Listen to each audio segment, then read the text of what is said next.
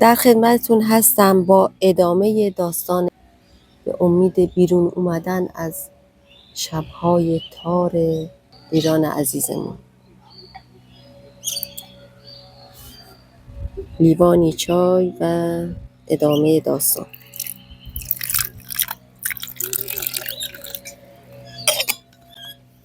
سلام، انسی هستم. شعار من با من بباف. میریم که بقیه داستان رو با هم بخونیم و بشنویم. با من همراه باشید تا پایان این داستان ببینیم که چی میشه.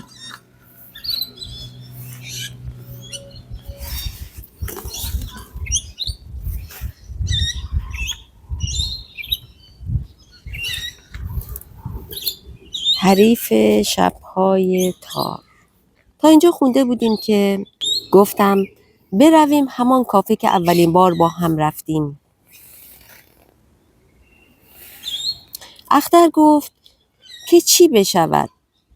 گفتم مثل آن دفعه قهوه سفارش می دهیم با کیک. وقتی قهوه اش را می خورد گفت چرا بچه دار شدیم؟ این دوتا چه گناهی کردند که باید مرگ ماها را ببینند؟ گفتم زندگی که فقط مرگ نیست. گفت بدترینش همین است. فکرش را هم نمیتوانم بکنم که نباشم. وقتی بیرون می آمدیم گفت خیلی ظالمانه است. برای بچه ها خیلی سخت است. به همان پارکی رفتیم که رفته بودیم. همان نیمکت را پیدا نکردیم. گفتم خانم جان با من ازدواج می کنی؟ گفت روی این نیمکت نبود. گفتم ازدواج می کنی یا نه؟ گفت با این شرط که بچه دار نشویم. چای را که دم کردم رفتم روی سارا را انداختم. زیبا پاهاش را توی دلش جمع می کند و می خوابد. اختر خواب بود و سیگارش دود می کرد. شمعها را که فوت کرد گفتم زندگی این چیزها هم هست. گفت حالا وقت این حرفها نیست. بچه ها که رفتند بخوابند گفتم پاییز چی؟ تو که از پاییز خوشت می آید. تازه درست همان روز که تو به دنیا آمده ای یک دفعه این همه برگ می ریزد. گفت قشنگ است میدانم، اما تا می خواهم نماز بخوانم قیافه این آریان یادم می آید که بی آنکه نگاهم کند می گفت البته الزامی نیست اما چشم بچه ها به شما دبیر هاست. گفتم ما هم کم نداریم، اما من یکی همه این تحقیرها را فقط با این امید تحمل می کنم که شب باز ببینمت که هستی. گفت اگر بچه ها دختر نبودن یک چیزی. فلاسک را پر کردم. قندان و 2 لیوان هم توی سینی گذاشتم.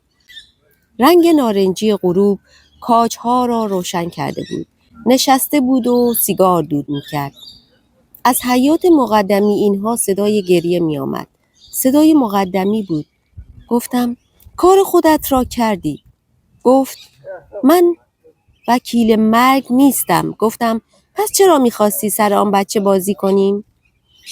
گفت تو نمی بردی. گفتم دست اول که من بردم. گفت حالا هم هر وقت 5 دست شدی بردی. تاس‌ها بی صدا می نشستند بی آنکه حتی چرخ بخورند. برد. صدای افتادن چیزی آمد. گفت مقدمی هم رفت. گفتم کجا؟ گفت پیش زن و بچهش. به طرف ایوان دویدم و از نرده‌هاش بالا رفتم. مهتاب بود و مقدمی از شاخه درخت حلق‌آویز بود. برگشتم و این بار من چای ریختم. باختم. دوباره چیدیم. گفت با اجازه و ریخت و افشارش را بست. گفت اختر دارد طناب پاش را باز می کند. گفتم بفرما. این هم جفت 6. گفت اگر بیاید اینجا چی؟ گفتم تو بازیت را بکن. بلند شد. گفت تا برگردم جای من هم بازی کن. توی حیاط قدم میزد، اما وقتی نوبتش میشد میگفت کدام خانه را ببندم یا کجا بنشینم. اختر که آمد دیگر نگفت. خودم به جاش بازی میکردم. اختر گفت کی بود داشت گریه میکرد؟ گفتم باز خواب فریبا را دیدی؟ دکمه‌های روپوشش را میانداخت. گفت قرار شده دادخواست بدهد. گفتم این رضا تا یک چیزی هم دستی نگیرد طلاق بده نیست. گفت آخر فریبا از کجا بیاورد؟ تگ دادم. اختر گفت باز خوش به حالش که پسر دارد. باز خوش به حالش که پسر دارد. داشت مقنعه‌اش را سر میکرد. صبح شده بود. گفتم چهارشنبه ها که کلاس نداشتی. گفت ساعت خواب. دیروز چهارشنبه بود. آن یکی لیوان را برداشت. گفت این که سرد است. باختم. برای اختر چای ریختم. تلخ خورد. گفت من رفتم بخوابم. برگشت تو. در را نبست. صدای در اتاق که آمد پیدا شد. اول باز سایه بود. نشست و گفت خودم میریزم. شش و بش آورد. گفتم الفرار. گفت پس تک بدهم تا بزنی؟ گفتم نترس، به من نمیدهد. گفت تو که دیگر قرص خواب نمیخوری. گفتم تو بازیت را بکن. صدای بچه ها می آمد. گفت شما آدم ها چه دلی دارید. گفتم مقصود. گفت مثلا همان بابا که مرگ موش ریخته توی آبگوشت و بعد هم نشسته با بچه هاش خورده. گفتم اگر فقط خودش را میکش چی؟ گفت اقلن قرص خواب بهشان میداد که توی خواب برون. نتوانستم بلند شوم. کمرم خوش شده بود. داشت سیگار میکشید و دود را حلقه حلقه از دو لب غنچه کردهش بیرون میداد. مارس شد. بلند شدم. رفتم تو. بچه ها هم کنار اختر خوابیده بودن. دست راست اختر زیر سر سارا بود. کنار لبش کف کرده بود. آینه دستیش را جلوی دهان هر ستاشان گرفتم. تار نشد. گریه نکردم. با شیر خورده بودند. نان و پنیری خوردم و برگشتم. باران ریز ریز میبارید. چیده بود. گفت فکر کردم دیگر بر نمیگردی. گفتم 3-3. گفت بله میدانم. گفتم 1 مارس دیگر میخواهم. گفت جوجه ها را آخر پاییز میشمارند. برد. گفتم نباید طمع میکردم. گفت میخواهی بگذاری برای یک وقت دیگر؟ گفتم خسته شدی؟ گفت نه، اما راستش آفتاب چشمم را میزند. جفت 2 آوردم. زدم و بستم. یکی از تاسهاش روی دیواره نشست. گفتم قبول نیست. گفت باید قبلا میگفتی.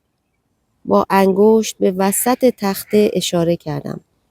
گفتم فقط اینجا قبول است. گفت باختن که گریه ندارد. آخرین سیگار را برداشتم و آتش زدم. پاکت را مچاله کرد. گفت دیگر نداری؟ گفتم توی اتاق خواب هست. داشت بلند می شد. گفتم خودم می آورم. با دستمال کاغذی گوشه دهان اختر را پاک کردم و چشمهاش را بستم. لبخند می زد. گریه نکردم. زیر کتری را روشن کردم و چای خشک توی قوری ریختم. وقتی برگشتم باز هوا آفتابی شده بود. صدای اذان می آمد. سیگارش را روشن کردم. گفت متشکرم. بالاخره تک دادم که زد. فقط 3 مهره مانده بود تا مارس بشود. اگر جفت 5 هم می آوردم مارس بود. نشد که مارسش کنم. شدیم 4-4. فلاسک را برداشت. خالی بود. گفت تو بچین تا من بروم دم کنم.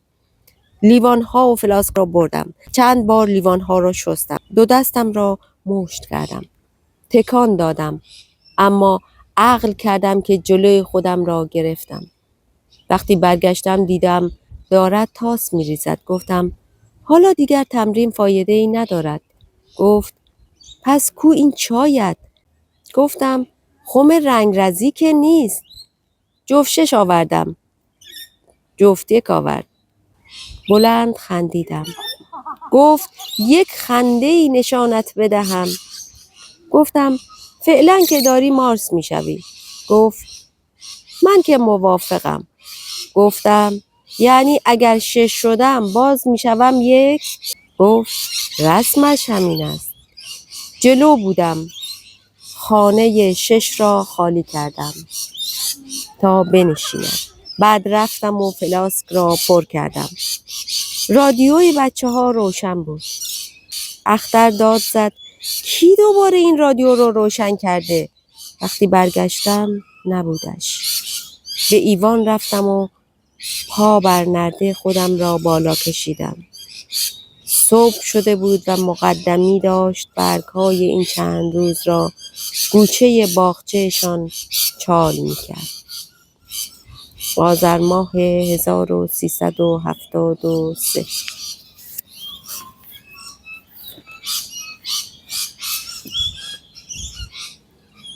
گفتیم یه چیزی بخونیم که بشوره و ببره، اما نشد که نشد. اینم رونا.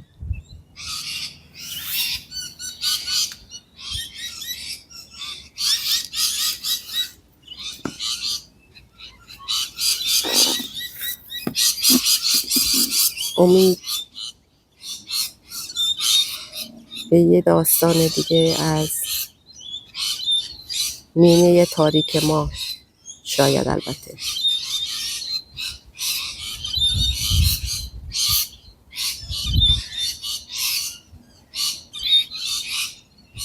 در آرامش و سلامت و امنیت باشید.